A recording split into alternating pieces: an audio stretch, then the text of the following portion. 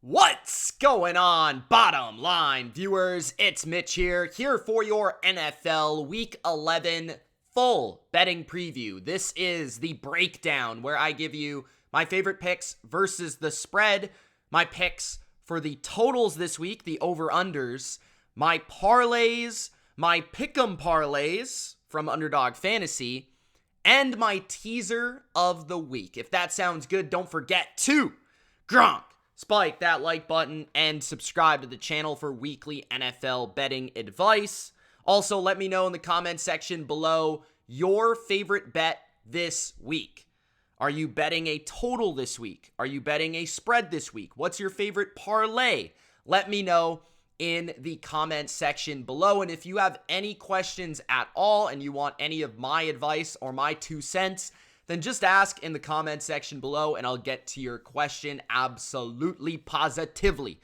Now, let's begin and waste no more time by first giving a quick shout out to my Patreon, because on Patreon is where you will find all of my bets each and every week. I also release my bets as the week goes, as I place the bets. So you will get the value that I get, most likely, as long as you look at your email and you see the updates as soon as possible. You'll be able to bet the same line and the same value that I get. So let's say this week I end up taking the Chargers +7, but I can't make it a best bet on the channel because it's been a couple days since I made that bet and the line has already changed 1.5 points in the other direction. So it doesn't really make sense to take 5.5 when you could have had 7 on my Patreon. Does that make sense? So that's an example of what you will get on Patreon. You'll also get a list of all my bets on like Saturday, Friday, before Sunday, so that you can place whichever bets you like and whichever ones that you feel the same way as me. So let's get to my preview of the week, starting with the spread picks for week number 11, beginning with the Philadelphia Eagles -6.5. The Philadelphia Eagles are now mostly favored by 7. So this was a bet that you could have jumped on at 6.5. Through my best bets this week, my spread picks, I believe it was still 6.5 at that time, and that's the pick I gave out. At 7, it's a little bit different, and the reason why is the Eagles could win this game 24-17. The Eagles could win this game 27-20. And you'd still be able to cover a 6.5 point spread. At 7, obviously neither side wins. So I could really see the Eagles winning by 7 in this spot on the road against the Colts. But I'm playing the Eagles here because I think there's been a big perception shift on both sides. I think the Eagles did not look very good against Washington on Monday night. And obviously they didn't look good either against the Texans. There's been a lot of rumblings, rumors, analysis surrounding the Eagles' inability to stop the run. There's been a lot of analysis around the Eagles' defense declining, them declining as a team, Dallas Goedert getting hurt. There's just a lot of negative coming from the point of view of people talking about Philadelphia. When it comes to the Colts, it's a little bit of the opposite. So last week, everybody was negative. Everybody was killing the Jeff Saturday hire. And all of a sudden, they beat the Raiders with arguably the worst defense in football. And they looked marvelous. They look amazing. Everybody loves them now. So that's the type of thing that I like to fade. I think the Eagles are a tier or 2 or 3 above the Colts. I still think they're a premier team in this league. I still think they're a premier team in the NFC. I think the Colts have issues pass protecting for a quarterback that doesn't love to leave the pocket in Matt Ryan. I do believe the Eagles' pass rush will win this game, and I don't believe they will allow Jonathan Taylor to run all over them. I also think when you look at the Colts defense, as much as I like them, they haven't faced an offense all year as good as this offense in the Philadelphia Eagles from a balance perspective. They did face the Chiefs very early in the season, but now you face a team that can run it, that can throw it, that can be explosive like the Eagles, and that offense has still been humming, absolutely. So I expect the Eagles to win this game. There is the potential they crush the Colts, but even if they don't, I still see them winning by about 7, which means you would cover 6.5. So if you're still going to play this, wait till it gets down to 6.5. It very well could. Or just take an alternative spread at 6 or 6.5. All right. So that is my best bet there. Patriots -3. This is another game that has moved to about 3.5. And I like the Patriots at 3. At 3.5, it gets a little dicey because this is a low-scoring game with a low total. So I do expect New England to win this game at home. There has been a trend going recently where teams that are favored by 3.5 typically have been covering and typically have been winning. So even with the low scores across the NFL, these favorites that are short favorites have been winning and covering at a fairly high rate, about 62% of the time.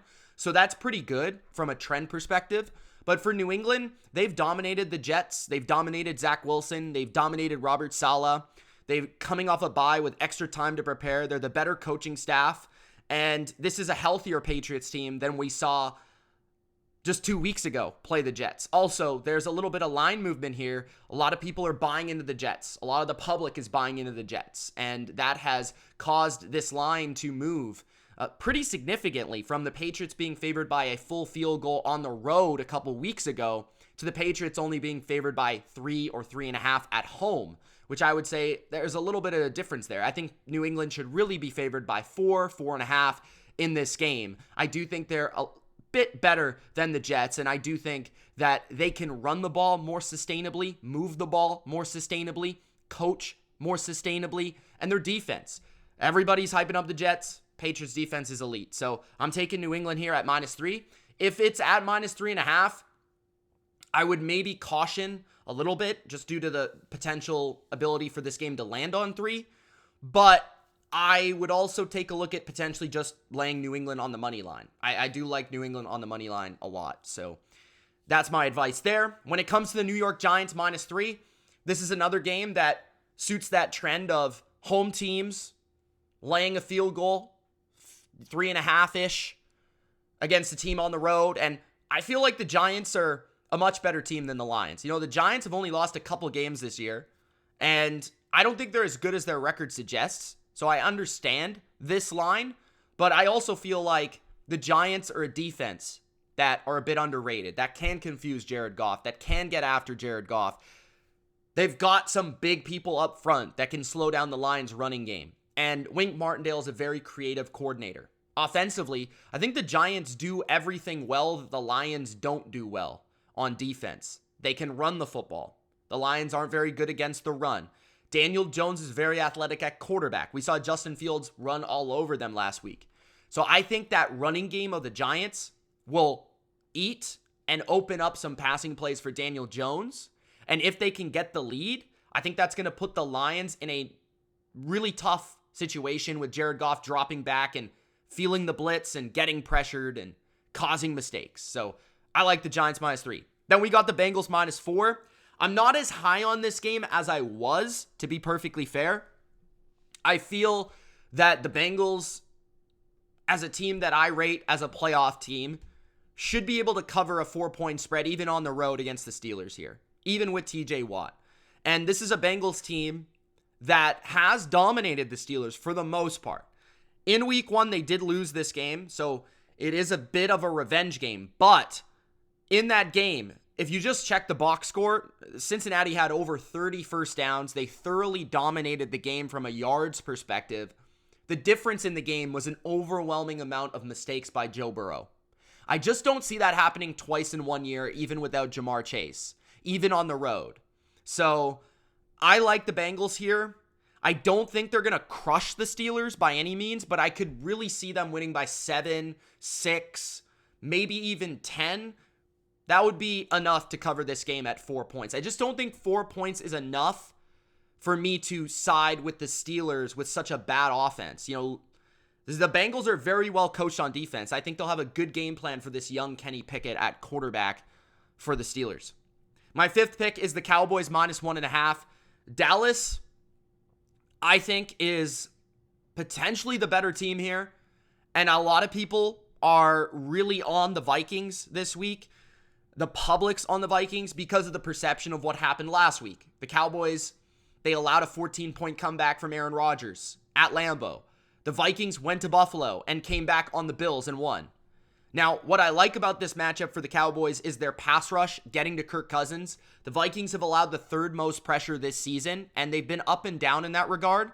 So I could see the Cowboys really dominating the pass defense department in this game. And the Vikings have not been overly efficient on early down runs, which should help the Dallas defense put the Vikings in difficult passing situations to get to Kirk Cousins and pressure him. On the other side, I think Minnesota's defense is just overrated. They haven't played that many good quarterbacks. They haven't played that many good offenses. And when they have, they've been dominated. I think Dallas can run the ball a bit, stay balanced, throw the ball. I think CeeDee Lamb's going to be a mismatch in this game. And I think he has a huge game. I think the Cowboys win this one. Maybe a little bit surprisingly to the general public. But I like the Cowboys here. And my sixth and final pick was the Cardinals. This one's scaring me a little bit now because we don't know who the quarterback's going to be. I don't really care, honestly, between Colt McCoy or Kyler Murray, but there's also rumors about Colt McCoy being potentially not in this game. But then you look at DeAndre Hopkins popping up on the injury report. That's also scary. Marquise Brown did return to practice. That could be a huge help. So just be aware of the spread as we head towards Monday Night Football. I wouldn't bet this until Monday to get a sense of who's going to play and who's not going to play. A good way to potentially play this game would also be to tease the Niners, because I think 8 points is too much to play on the Niners. But if you want to tease the Niners under a field goal, I think that's also a pretty confident play. I think this kind of middle somewhere around the Cardinals covering 8 points and the Niners winning the game outright. Because remember, the Cardinals have played this Niners team very well. They swept them last year, and they actually beat them with Colt McCoy. So this is a play on history, and history seems to have a trend of repeating itself within this division in the NFC West, as we've seen with the Niners and the Rams and the Seahawks and the Niners. So I like the 8 if the Cardinals are healthy, but not if the Cardinals are not healthy.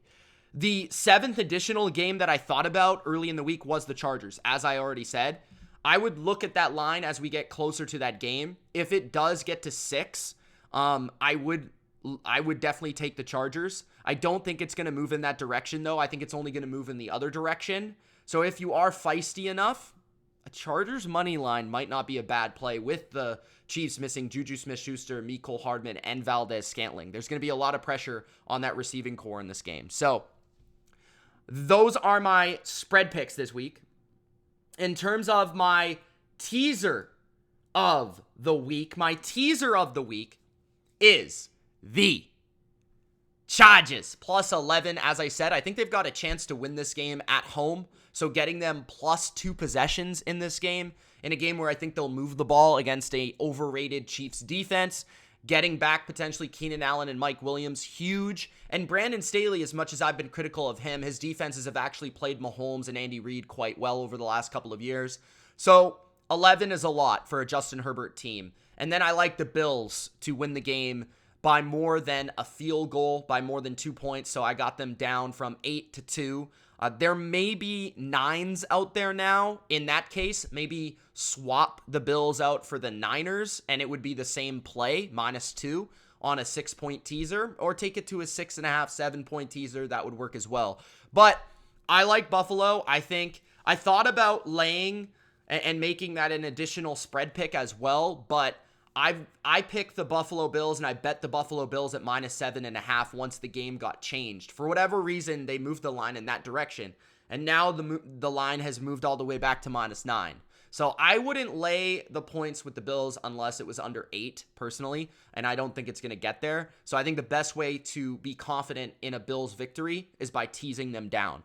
That's my opinion. So that's my teaser of the week, the Bills and the Chargers. What I try to do with my teasers is not always just picking teams that I like on the spread, because I'd rather just pick the spread. I'd rather bet the spread. I like to look for games that I feel good about a team winning. I feel good about a team competing, but at the current spread price point, I'd rather shift that number in one direction or the other. So that's what I'm doing in this teaser. The next breakdown is our over-unders for the week. We've got the Carolina Panthers and the Baltimore Ravens under 41.5, under 41. Baker Mayfield, I just don't see how he scores over 14 points here, and it's going to be a challenge for the Ravens to make up for that in this game.